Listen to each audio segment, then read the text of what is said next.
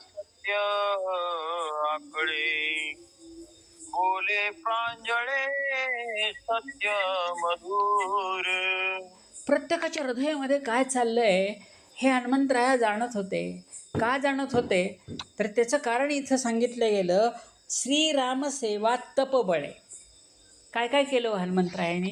भगवंताची सेवा केली. निस्सीम सेवक, भगवंताचे निस्सीम सेवक, कुठलीही अपेक्षा न धरता तन मन धनानं भगवंताच्या पायाशी अर्पण हनुमंतराया झालेले आहेत. आणि अशा अवस्थेमध्ये असल्यामुळं भगवंताची सेवा केली, भगवंताचं तप केलं. भगवान परमात्मा प्राप्त होणं अप्राप्त अशी गोष्ट आहे, पण प्राप्त होतं कशाने? फक्त भगवान परमात्मा तपामुळं, सेवेमुळंच त्या ठिकाणी प्राप्त होतं. भावबळे आकळे, एरवी तरी नाकळे, असा असणारा हा भगवान परमात्मा हनुमंतरायाने प्राप्त करून घेतला आहे. कसा प्राप्त करून घेतला आहे तर भगवंताची सेवा करून आणि तपामुळं त्या ठिकाणी हनुमंतरायाने भगवंताची प्राप्त करून घेतली. त्याची फलश्रुती काय झाली? त्यामध्ये काय घडलं?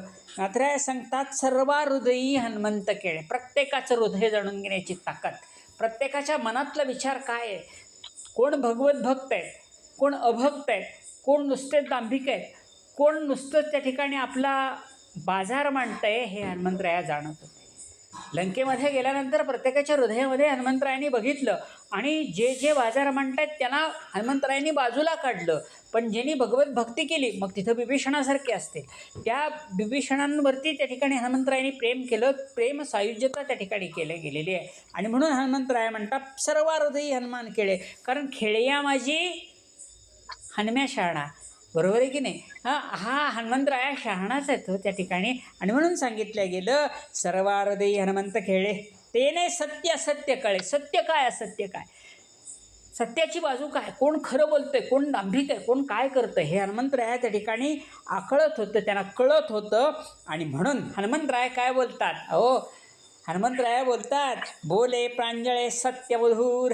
सत्य प्रांजळपणानं म्हणजे मनापासून, कुठल्याही प्रकारची अपेक्षा न धरता जे आपल्या मुखातून वाक्य जातं त्याला प्रांजळ असं वाक्य म्हटलं जातं.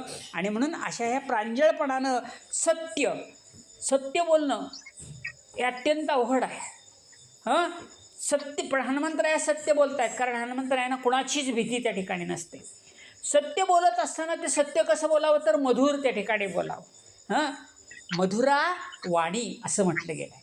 हे असं ज्या वेळेला मधुर बोललं जातं त्यावेळेला पुढच्याचं समाधान होतं आहे.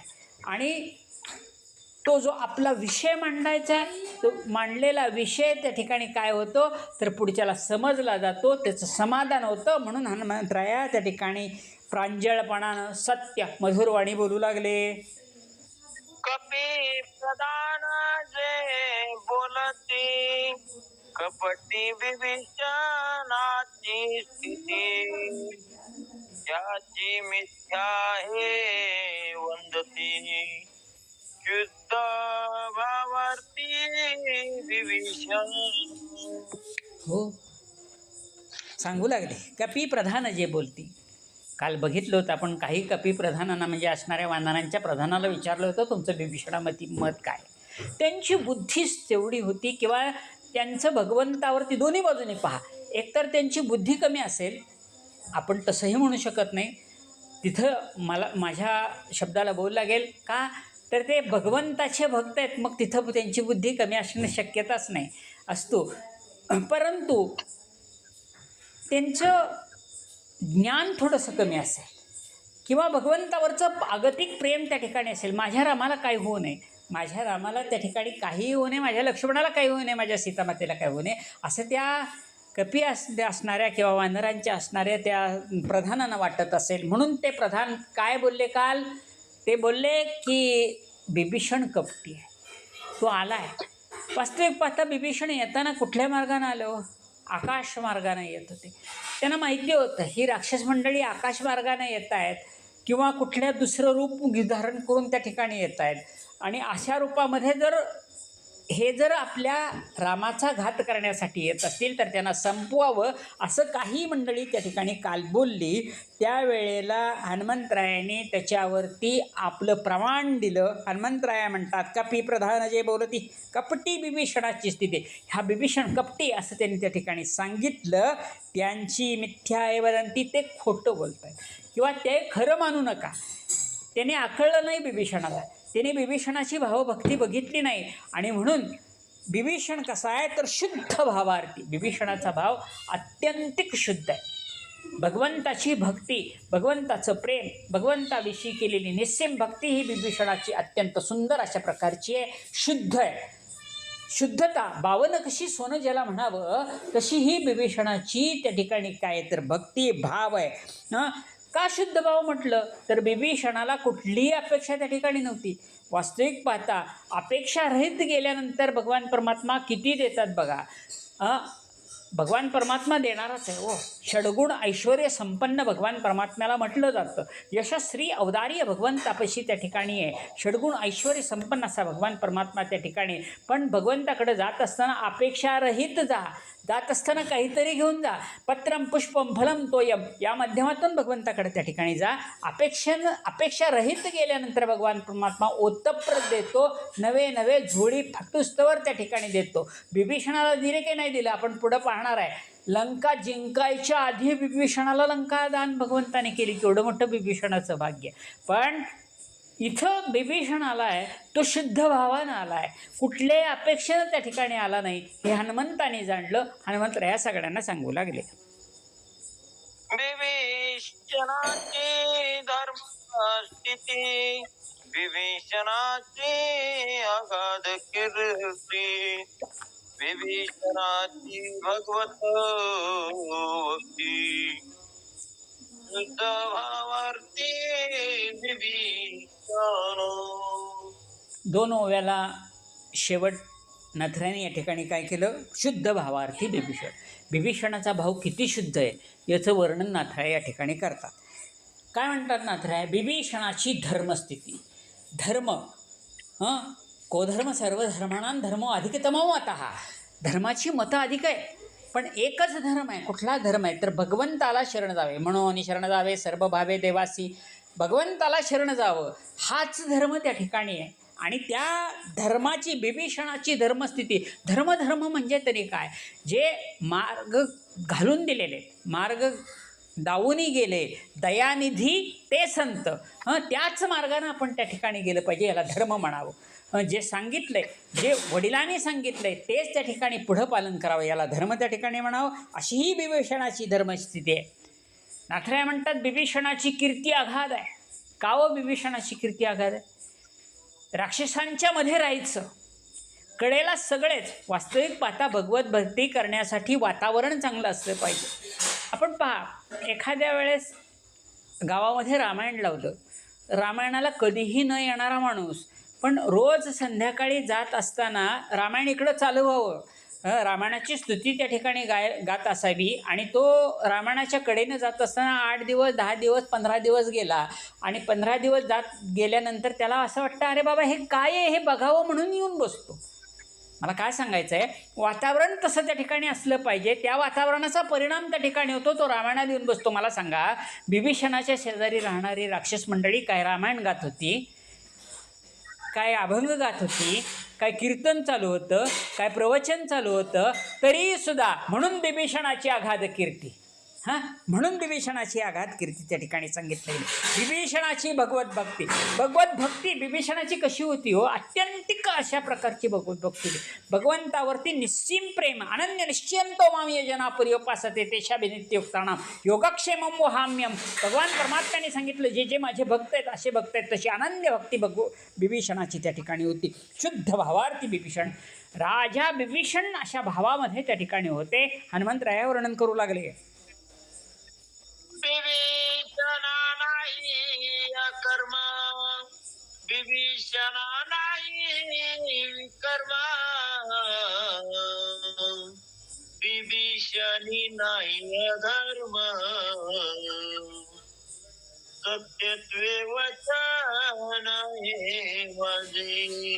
हनुमंतराय म्हणतात बिभीषणा नाही अकर्म, म्हणजे बिभीषण कर्मरहित नाही. बिभीषण कर्म करतो आहे. प्रपंचामध्ये आल्यानंतर प्रत्येकाने कर्म हे या ठिकाणी केलंच पाहिजे, परंतु कर्म करत असताना ते कर्म कसं झालं पाहिजे? कर्मण्येवाधिकार असते मा फलेषु कदाचन, फलाची अपेक्षा रहित केलेलं कर्म. बिभीषण कर्म करतायत पण अकर्म करत नाहीत, म्हणजे कधीही कोणाच्या वळल्या पाचवळ्यावरती सुद्धा कधी बिभीषणाने पाय दिला नाही. वाईट वाममार्गानं त्या ठिकाणी कधीही त्या ठिकाणी विभीषण गेलेले नाहीत. म्हणून हनुमंतराय म्हणतात बिभीषणा नाही कर्म, बिभीषणा नाही विकर्म. बिभीषण कधीही कुकर्म त्या ठिकाणी करत नाही. कुणाची निंदा, कुणाची नालस्ती, कुणाला लागेल असं बोलणं, कुणाला जव्हेरी बोलणं, असाही अवस्था बिभीषणाकडे त्या ठिकाणी नाही, असे हे बिभीषण त्या ठिकाणी म्हणतात. पुढं सांगतात बिभीषणा नाही अधर्म. बिभीषण अधर्मामध्ये त्या ठिकाणी राहत नाहीत. अधर्म धर्माची, कारण धर्माची तू मूर्ती, पाप पुण्य तुझे हाती. हे धर्म आहे. हा धर्म त्या ठिकाणी बिभीषणाने त्या ठिकाणी जाणल्या गेलेला आहे. आणि असे हे सत्यत्वे वचन माझे. हनुमंतराय म्हणतात हे माझं सत्य वचन आहे. मी भगवंताला साक्ष देऊन सांगतो की बिभीषणाची अशी स्थिती आहे. हनुमंतराया प्रत्येकांना बिभीषणाची विचार करायला लावत आहेत. बिभीषणाची जी स्थिती आहे ती बिभीषणाची स्थिती हनुमंतराया त्या ठिकाणी सांगू लागलेले आहे. बिभीषणा नित्य निवृत्ती, बिभीषणा धर्ममूर्ती,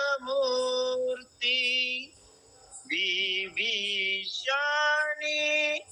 नित्य शांती, शुद्ध भावार्थी बिभीषण. बिभीषण नित्यनिवृत्ती, निवृत्त आहे तो. बिभीषण नित्यनिवृत्त आहेत. का बिभीषणानं नित्यनिवृत्त म्हटलं? पुन्हा एकदा तोच भाव नाथराय या ठिकाणी वर्णन करतात की बिभीषणाला कुठल्याही प्रकारची अपेक्षा नाही. अपेक्षा रहित असणं आणि कर्म करणं, जे जे कर्म करतं, जे जे कर्म भगवंताला अर्पण केलं जातं त्यावेळेला निवृत्ती प्राप्त होते. कारण निवृत्ती प्राप्त होण्यासाठी काय पाहिजे? तुका म्हणे त्या ठिकाणी सांगितलं गेलं बिभीषण नित्यनिवृत्ती, आता निश्चिंतेने पावलो विसावा, खुंटलिया धावा तृष्णेची या, त्याला निवृत्ती त्या ठिकाणी म्हटलं. तुका म्हणे मुक्ती, परळिली नोवरी आता दिवसचारी खेळीमिळी, हे निवृत्तीचंच ठिकाण त्या ठिकाणी सांगितलं गेलं. बिभीषण नित्य निवृत्त आहेत.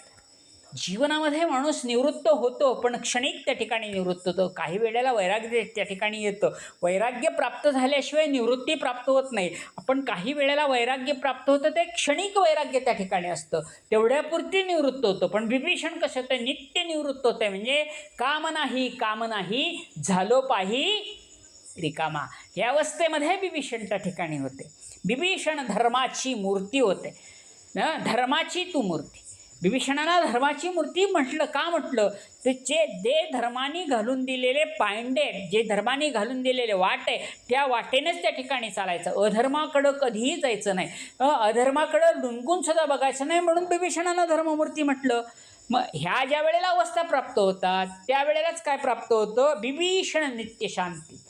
कारण शांतीशिवाय, शांती परते तत्व नाही रे अन्यथा, शांतीशिवाय दुसरं तत्व त्या ठिकाणी. जीवनामध्ये आल्यानंतर काय पाहिजे? तर शांती त्या ठिकाणी प्राप्त झाली केली पाहिजे. मग शांती कुठं प्राप्त होती? प्रपंचामध्ये शांती आहे का? प्रपंचामध्ये शांती नाही आहे. प्रपंचामध्ये नित्यनैमित्तिक कलहच त्या ठिकाणी निर्माण होणार आहेत. पण त्या कलहामध्ये प्रपंच करत असताना भगवंताच्या सानिध्यात यावं, भगवंताच्या जवळ यावं आणि भगवंताला आपलं सुखदुःख सांगावं न. आपलं सुखदुःख कोणाला सांगावं? भगवंताला सांगावं. आणि ज्या वेळेला आपण भगवंताला सुखदुःख सांगतो त्यावेळेला काय होतं? तर भगवान परमात्मा मनाचं समाधान करतात. झाले समाधान तुमचे देखले चरण, आता उठावेसे म्हणा येत नाही नारायणा बिभीषणा नित्यशांती. ही नित्यशांती बिभीषणानं त्या ठिकाणी घालू तयावरी भार, वाहू हा संसार देवापाशी नित्यशांती. जे जे कर्म करेल ते कर्म भगवंताला अर्पण करावं आणि ते भगवंताला अर्पण केल्यानंतर त्याची फलश्रुती भगवान परमात्मा काय देतील हे या ठिकाणी पाहावं. दुसऱ्यांकडून अपेक्षा करू नये. नित्यशांती अशी ही बिभीषणाची अवस्था होती. म्हणून या बिभीषणांचा शुद्ध भावार्थी बिभीषण वाचा. सांडोनियवा राज्य संपूर्ण तेजोनिया बंधुरावण.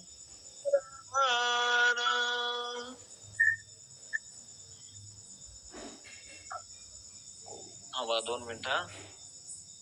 युद्ध समाई आला शरण जसी आपण नये मानू. सांगू लागले हनुमंतराय. सांडुनिया युवराजपण, लंकेचं युवराजपद हे बिभीषणांकडं त्या ठिकाणी होतं. एक खुर्ची होती. पहिल्यांदा कशाचा त्याग केला हो? कारण भगवंताकडं जायचं म्हटलं की ह्या सगळ्या गोष्टीचा त्याग करावा. काही जण अशी शंका त्या ठिकाणी उत्पन्न करतात की वारीला चालतच का जाता तो?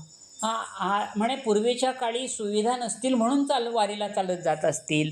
आता सुविधा झाल्या आहेत ना, एस.टी. आहे, हेलिकॉप्टर आहे, मग त्यांनी त्या ठिकाणी जावं. नाही दादा, भगवंताकडं जर जायचं असेल, आपण पाहिल्या 7 पायऱ्या त्या ठिकाणी सुमंताने सांगितलेला 7 पायऱ्याचा अभ्यास आपण त्या ठिकाणी करून आलो. विस्तृत वर्णन नाही मांडत तुमच्यासमोर ती, पण भगवंताकडे जर जायचं असेल तर काय करावं लागेल? तर सगळ्या गोष्टीचा त्याग करावा लागेल. सर्वसंगान परित्याज्य ममैकं शरणं व्रज, सर्वसंग परित्यज्य, सर्व संघाचा त्याग त्या ठिकाणी करावा लागेल, असंग व्हावा लागेल. बिभीषणाने पहिल्यांदा काय सोडलं? तर युवराजपद सोडलं. हनुमंतराया बोलतात, त्यजोनिया बंधू रावण.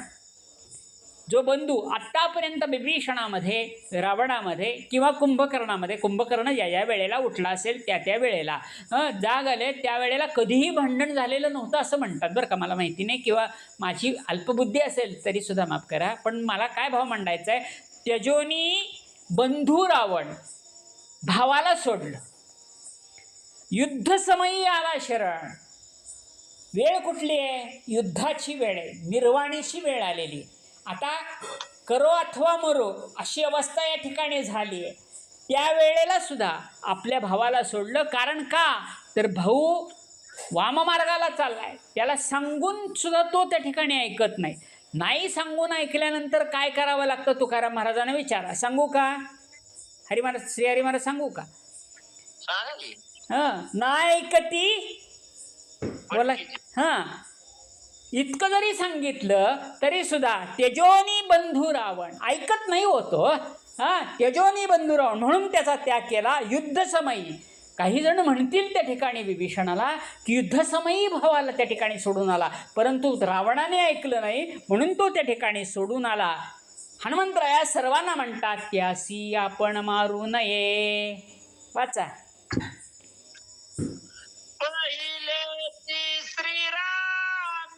प्रेमाता यावरी रावणे हानी लाता चरण आला श्री रघुनाथ भावार्थता स्वानंदे. पहिलेची रामाची प्रेम मला भगवंताविषयी प्रेम जोडणं हे काही थोड्या दिवसाचं काम नाही दादा. त्याच्यासाठी काय लागतं? तर त्याच्यासाठी पुण्यच लागतं. ते कसं लागतं? बहुत सुकृताची जोडी म्हणून विठ्ठले आवडी. बहुत सुकृत त्या ठिकाणी लागतं. बिभीषणांचं सुकृत अत्यंतिक होतं म्हणून त्या ठिकाणी सांगितले पहिल्याची श्रीरामाची प्रेमता. पहिल्यापासूनच भगवंतावरचं प्रेम त्या ठिकाणी होतं. त्यात काय घडलं? त्यात असं घडलं की रावणे हाणीतल्याला था. बिभीषण म्हणतात तुपात साखर पडली. बिभीषणांच्या मनामध्ये असा त्या ठिकाणी विचार उत्पन्न झाला, ठीक आहे बाबा, आपल्याला जाण्यासाठी हा मार्ग सुकर करून दिला, मार्गातल्या वाटेतल्या काटे त्या ठिकाणी संपवले गेले. म्हणून ते म्हणतात पहिलेची श्रीरामी प्रेमता त्यावरी रावणे हल्ल्याला था शरण आला रघुनाथा. ते कसे आलेत? तर भगवंताला शरण आलेत. भावार्थ पूर्ण स्वानंद आहे, आनंदानं त्या ठिकाणी शरण आलेत. का आनंदानं शरण आलेत? या भगवंताच्या पायापाशीच माझा उद्धार आहे. भगवंताच्या पायापाशीच मी उद्धरलो जाणार आहे आणि म्हणून मी आनंदानं त्या ठिकाणी इथं आलो आहे. मला कुठलीही अपेक्षा नाही. मी कुठलीही त्या ठिकाणी मागणी न करता त्या ठिकाणी आलो आहे. आणि हे कुणी जाणलं? हनुमंताने त्या ठिकाणी जाणलं. हनुमंत या सांगू लागलेले आहेत,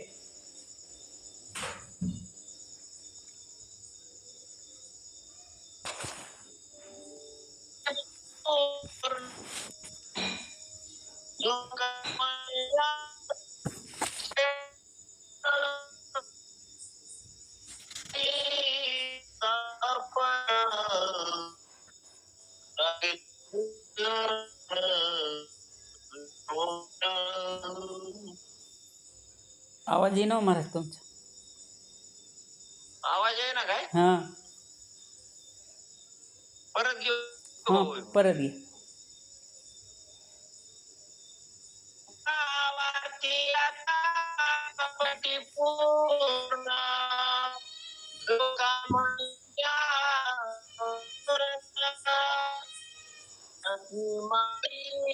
स्थापना लागेल दुष्काळ सांगितलं गेलं. इथं हनुमंतराया बोलतायत किंवा इथं भगवान परमात्माही बोलतात असाही भाव त्या ठिकाणी धरा. बरं, वास्तविक पाहता भगवान परमात्मा त्या ठिकाणी बोलू लागलेले आहेत. भगवंत म्हणतात की भावार्थी अथवा कपटी. एकदा भगवंताला शरण आलेत, जे भगवंताला शरण त्या ठिकाणी आले ना, म्हणून शरण जावे सर्व भावे देवासी. ज्या वेळेला भगवंताला सर्व भावानं शरण त्या ठिकाणी द्यायला जातं, मग तो भावार्थी असो किंवा कपटी असो, कोणी असो, भगवान परमात्म्याला शरण झालं, त्यांनी नतमस्तक झालेत. नतमस्तक झाल्यानंतर त्यांच्या मनातला भाव भगवान परमात्मा त्या ठिकाणी पाहत नाहीत. किंवा आपली धर्मशास्त्र असं सांगतं की जे शरण आलेत, मग तो कपटी असो किंवा तो भावार्थी असो, कुठल्याही भूमिकेतून तो शरण आलोय ना, त्या शरणांगताचं रक्षण करणं हे त्या योद्ध्याचं कामच त्या ठिकाणी असतंय. त्या जीवाचं कामच त्या ठिकाणी असतंय. आणि म्हणून म्हणतात जर असा जो तो शरण असेल तुमच्या मनामध्ये शंका की तो कपटी आहे, ठीक आहे, ती शंका बाजूला ठेवा. असेल तुम्हाला असं वाटतं असेल की तो भावानं शरण आला आहे, मग तर उत्तमच. परंतु जर तुमच्या मनामध्ये शंका असेल तर ती शंका बाजूला ठेवा. आणि जे शरण आलेत त्यांना काय करायचं तर त्यांना त्या ठिकाणी त्यांचं रक्षण करणं हे क्षत्रियांचं काम आहे. आणि म्हणून म्हणतात त्याला जर आपण मारलं तर सूर्यवंशाला दूषण लागेल. भगवंत बोलू लागलेले आहे.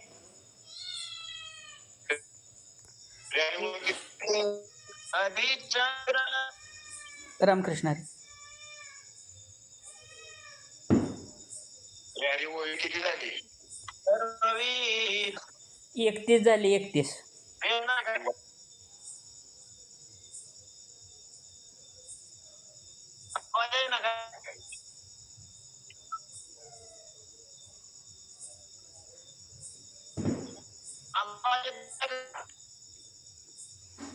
आवाज येणार श्री हरी. हॅलो,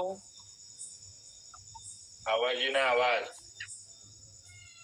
अडकत आहे का तुमचं? नेट पॅक संपत आलंय आता.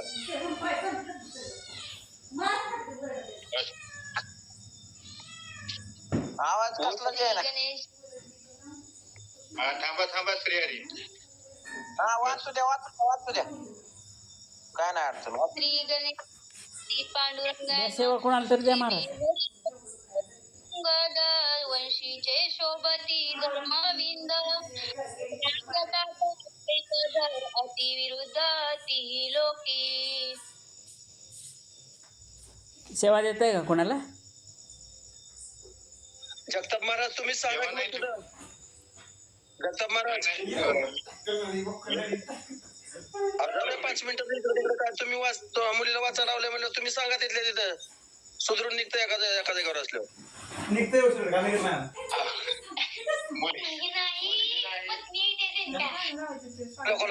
शुभम.